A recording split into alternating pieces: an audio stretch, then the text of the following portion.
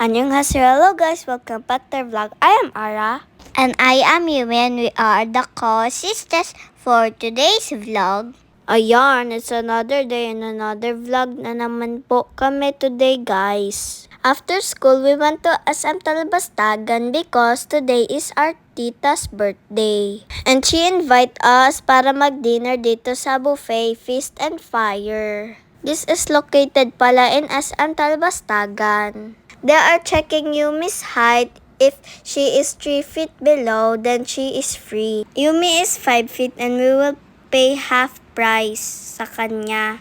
At ako naman ay belong sa adult.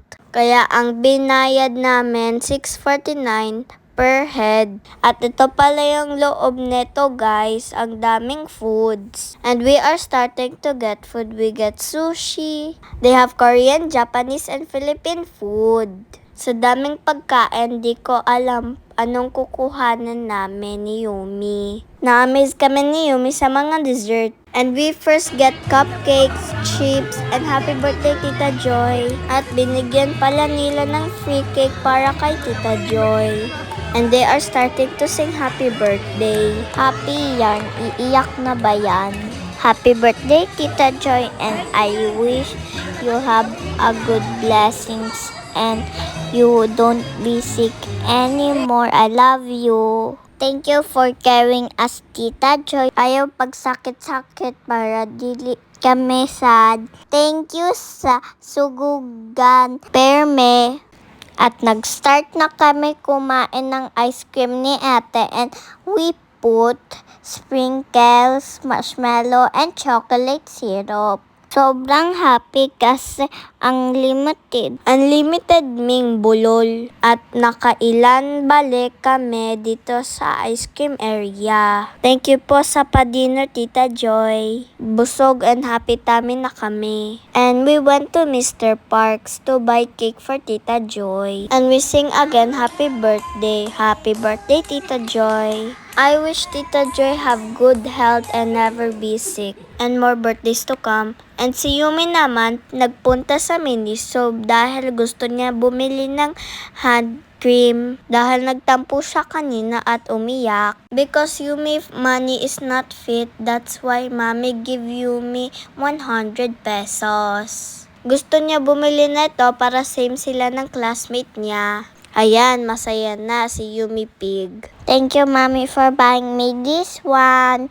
Siyempre, happy ako, Mommy. At dahil late na, nagbabay na kami kay Tita Jo at Tita Ann. And fast forward na kinabukasan ng hapon, paalis na po kami. Meron pala kami awarding sa Kumon. And we are here in Rubinso, Balibago. We early arrive here pala guys. Korean time kasi kami. Time is gold. Dahil gutom kami, sabi ko kay Mami, bumili muna kami ni Ate Potato Corner. At wala pa masyadong tao dito. Nag-picture muna kami.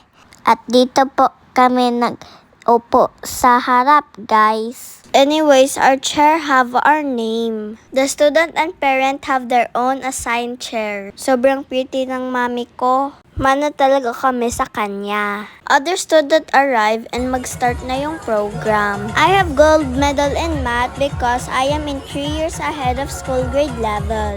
And in the reading is bronze because I am in 6 months ahead of school grade level.